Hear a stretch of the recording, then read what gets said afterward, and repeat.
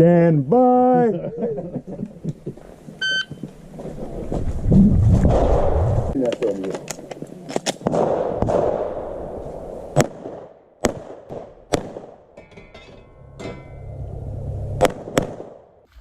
Hey, thanks for coming by to check out this video. Obviously, if you like it, hit that like button for me and subscribe. I don't get to make as much content as I'd like. I'm just too busy, but try to put up a video here and there. And if you like the content, feel free to subscribe. So I want to talk about my dagger today. So I've had my dagger, let's see, where are we? December. So let's say maybe 8 months now, 9 months. I did my first video, my review. If you haven't seen that, I suggest you go back and watch that. I'll put a link up here somewhere. I don't know, maybe in this general area right in here. So I highly recommend that you go back and watch that video. I cover the dagger top to bottom. My first thoughts, not really my first thoughts, because I waited till I was at about 2,000 rounds before I made that video. I didn't want to make a video until I really had some accurate data. So I waited till I was about 2,000 rounds to make that video. And I got tons of great comments on this, some positive, some negative, but honestly, they're all relevant, you know. So I felt like I needed to do an update video based on a lot of the comments that I got. Like I said, I mean, great comments, skepticism, which is highly warranted for a new gun. And I wanted to talk about it and address a lot of those great comments that I got and follow up again. So here I am. I'm probably, I think I'm around 3,000 rounds now, just above 3,000 rounds. First, I guess, mandatory, yeah, empty, no magazine. Everything's safe. Got a magazine over there. So I mean, rightly so. A lot of comments, you know, about, you know, but do you trust it for an everyday carry? It's a $299 gun. Any way you look at it. I mean, this one was a little more because it has the threaded barrel, the suppressed height sights, came with the optic. So this one was $499 when I got it, but it checked a lot of boxes. And I explain a lot of that in my first video. Again, if you want to go back and watch that. So I want to point out right from the very beginning that my dagger is still completely stock. Exactly the way I got it when it came. Didn't change the trigger. Haven't changed any springs. Haven't changed anything. Same optic. Actually, same battery. Haven't changed the battery. Haven't changed the sights. I haven't done anything. The only thing I've done is shot it and clean it. The only negative that I have is that some of the finish is coming off. You know, I mean, I got finish rubbing off over here. This on some of the angles over here. Got a little chip over here. Over here, some of the finish is coming off. But I'm using the gun, and when I shoot and I practice and I train, I am always drawing from concealment, drawing from the holster. If I ever had to use this gun, that's where it's coming from. It's coming out of the holster. I got to get it out of the holster and I got to shoot. So it gets drawn a lot. Now, I don't know if you can see. Yeah, you can see it right there. You could see. I'm looking right here as I move it around. It's down to the metal. Same thing up here on this edge right here. And you know, this whole leading edge right here. Same on this side, you know, scuffed up and whatever, but I'll tell you what, I mean, it's battle scars, man. I mean, I use this thing. I really use it hard. Saturday, yesterday, I got the opportunity to take this and shoot it in an IDPA match. Now, normally my MO before I'm going to shoot in a match is the day before Friday. I'll go out and do some warm-ups, just draw, get the mechanics down, that muscle memory if I haven't shot in a while. I like to get out, shoot, just get the gun swinging a little bit, warm up a little before the day of a match. So, and then what I'll usually do is after that, I come in, I'll tear the gun down, clean the entire gun inside and out, spick and span, put it back together, and then now I know this is not an option for a lot of people because you just don't have the means to do it. But I happen to have a range in the backyard, so after I put it back together, I shoot it. I just want to make sure that it's functioning after I took the whole gun apart. I mean, I would rather have a slightly dirty gun in my holster that I know works, that I didn't put a spring in backwards or forget a spring or it's not ejecting or what have you. So I'll thoroughly clean it, take it out, put a few rounds through it, make sure it's functioning. I'm ready to go for the match. So when I was out and doing my warm-ups and my run-through, I was kind of thinking about it, and I was like, you want to know what? That's not what I really want to do. I don't do that when you think about it. Let's just say tomorrow, I know I'm going to be making a Home Depot run in the morning, and, I know I'm going to carry, I always carry this gun is on me every time, or whatever gun. I don't sit there the night before and go, oh, let me clean my mags, let me break the gun down because I'm going to carry it to Home Depot and I may need the gun to defend my life. So since I know I'm going to carry it tomorrow and I may need it, let me break it down, clean it, shoot it, make sure it's all functional and all that. I rely on the fact that I keep my guns in serviceable, functioning condition. They may not always be clean, completely clean. They may have been shot, but I know I can count on them. So I thought to myself, why am I going to do that for a match if I'm not going to do that for my life, where I trust the serviceability of my firearm that's in the holster at any given moment? Why am I going to break it down and go through all this cleaning and all this other process when I don't do that in my everyday life? So I kind of made the decision that I'm just going to shoot it in the match the way I would have to shoot it in real life if I needed it. Now, I clean my handguns, especially my carry gun. I don't clean it every time I use it. I'll wait, once I get above maybe 300 rounds or something like that, I'm like, yeah, I probably should clean it after this range trip, 400 rounds, somewhere, 300 to 500 rounds, somewhere in there. I say, yeah, I'll probably take it apart. It's been it's in the holster. I'm carrying it every day. The lens is getting dirty. There's dust on it. Things like that after a while. But around, somewhere in 300 to 500, I don't know. At 500, I'm saying to myself, I got to clean my gun if I'm going to carry it every day. So I would say before the match, during the week, I was probably right there ready to be cleaned. I was in the 400s with this. And it was really due to be clean before the match. And then I probably shot 100 rounds on Friday. So it was right at the top there where I would normally have been ready to clean it anyway. But I said, you know what? I'm going to take it to the match as is. If I was going to the store Friday night, I would just strap this thing on and go. And be really confident that it was going to perform. So I said, you want to know what? I'm going to shoot the match. I'm shooting it dirty. I'm going to shoot it as I carry it. I'm not going to break it down.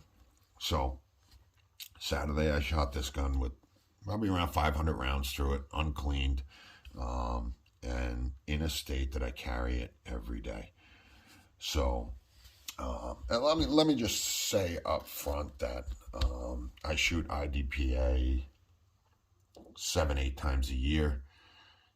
To be honest, I'd like to shoot every month, but I don't get to go every month. Life gets in the way. So it probably works out to about 7 times a year. And I am no expert. I'm not great. I'm not super fast. I'm your average guy. And as a matter of fact, pretty much at every match I've ever shot in, whether it be tactical rifle, 2-gun, 3-gun, trap and skeet, IDPA, whatever it is, I almost always finish middle of the road. Now, at all these matches, you have guys, you have everything from pros. As a matter of fact, yesterday there were 2 Glock shooters there that shoot professionally for Glock. All the way to first time guys, never shot IDPA before. Wouldn't say they're not first time shooters, but there's always a group of guys there that have never shot IDPA or that style of shooting. So and then there's everything in between. And I always fall in. If there's 100 shooters, I'm in the 40s. If there's 50 shooters, I'm in the low 20s.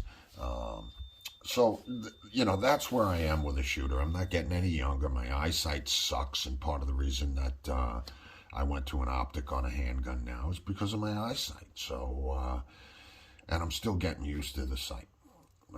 So, that being said, when I show clips and stuff of me shooting IDPA, I don't mind if you beat me up in the comments.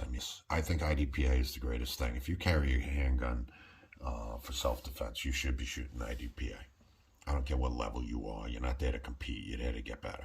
And every time I shoot, I get better. Every time I shoot, I learn something that I need to work on. The gun performed flawlessly yesterday in the match. Very accurate. Now, I finished... Again, I finished just better than the halfway point again yesterday. I think I finished, I know I finished. I finished 16 points down. 16 points down, and 5 of those points came from this little debauchery right here.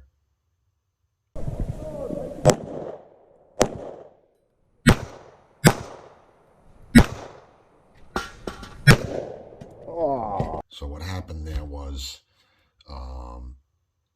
I had a brain fart. I lost count, and I ran out of ammo for the last double turner of the match, the drop turner, and I only got 1 shot on target, so I got a 5 right there. That's a 5.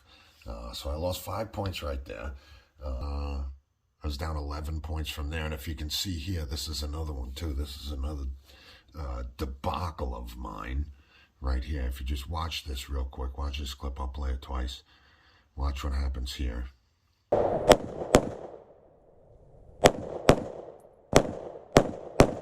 Okay, so what happens is I fire my first shot, my second shot, and you can see that I stutter.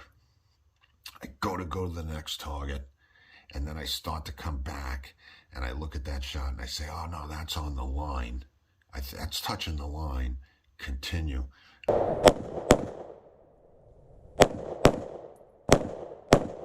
And I continue, and that shot happened not to be touching the line. It just missed the line. So that's another point that I missed. But the interesting there is that, and that's part of playing the IDPA game, because what happened there was I took that shot and I went to move on.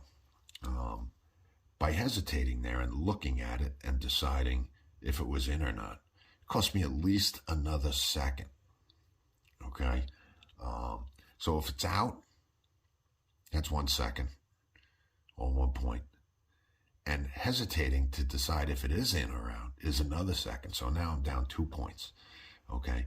Had I looked at that and said, oh no, that's out, and taken another shot and then moved on, that would have been at least another 3 seconds. And if I would have put it in, I would have got one back, but I still lost 2 seconds on that single shot right there because it was out and I hesitated. But that's the nature of the game. What I should have done from there was just go, because I made the shot, I took the shot, and move on. If you hesitate, you're going to add a second to already a bad shot. So now you doubled your error on a single shot just because you hesitated. So it's a learning experience. It's part of the IDPA game, and I don't play it well. I don't play it for a game. I play it for training. And I did see that shot, and I thought it was good. I hesitated and moved on to the next target. So that not only costed me a point, it cost me another second on top of hesitating. But like I said, pros don't do that. Pros know when to keep going and when to stop and when to take a third shot. Obviously I'm not that good. So that cost me time. But like I said, so here we are. I finished down 16 points. 5 of those were just a mental error. It's not because I missed a target. It's because I never took the shot. So you lose 5 points. So that's not a miss. But another one of those shots, and I'll show it right here. Oh, that's tough.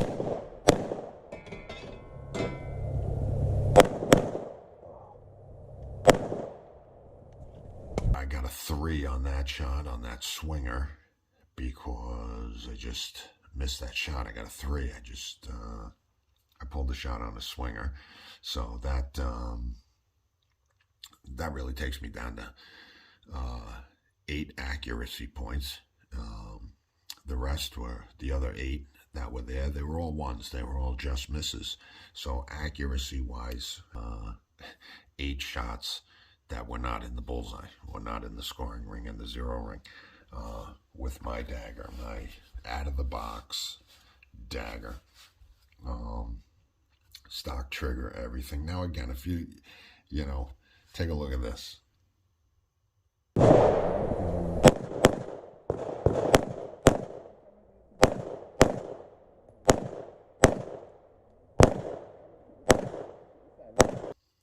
In that sequence right there, do you think I noticed that the reset could have been 1/64th shorter, maybe a 64th of play in the trigger, with an upgraded trigger? No, it's not making a difference in the heat of battle. You think I didn't feel any of that. I'm just pulling that trigger and trying to get those shots off as fast as I can. Would I have been maybe a little bit more accurate with a better trigger? Sure, but the reality of it is, does it make a difference for me? No. For most people, a better trigger might make you a better shot, but it's not going to make you a better shooter. I kind of look at it like this. If you were building a house, and you finish the house, and you take a step back and you look at the house, and the house is crooked, the foundation isn't level, it's leaning way over to one side, and you look up at the roof and you go, that roofing tile up there is a little crooked, it's overhanging a little. So you climb on up there and you take a pair of scissors and you trim off that tile and you climb back down and you go, oh, that looks better. Yeah, there's no doubt it looks better, but you would have been better served leveling up the foundation, squaring up the house, and as that applies to IDPA, a better trigger over the course of a match might save me, a second and a half over the full course of a match. But if I square up the foundation, level it, square up the house, I could save 50 seconds. So I think a lot of guys put too much effort on the trigger, thinking it's going to make them a better shot when they'd be better served, just making themselves a better shooter. I'm not a trigger snob. It is what it is. But the gun shot, extremely accurate. Did not falter one little bit. As dirty as it was, dirty screen, everything else. And when I ran an entire match, was down 8 points. In my eyes, that's how I say. I pulled the swinger and didn't fire once, so you know that's 8 of 16 right there. So 8 points down. And I'm, like I said, I'm no pro. I'm not a super accurate guy, but that's what I'm able to accomplish with the dagger in that moment. So yeah, I just wanted to update that and give you an update where I am with my dagger. Doesn't feel any more loose. It is what it is. It looks exactly the same. I still haven't touched my trigger pin that they said was walking out. I've never dropped a magazine. I've never had to adjust my sight. Never even had to change the battery yet at 3,000 rounds. So that's my update, man. That is my update. I just love this gun more and more every time I shoot it. Every single time. I love the gun. So I hope you liked the video, and you know, feel free to comment down below, beat me up, do what you want. I really, I don't care. I just hope whatever information I give you is useful. And again, if you like the video, you like the content, you want to see more, I'm gonna have a lot more going. You know, please subscribe. I could use the subscribers, and I really appreciate it. So keep the comments coming. I want to hear what you guys have to say down below. Thank you very much for watching.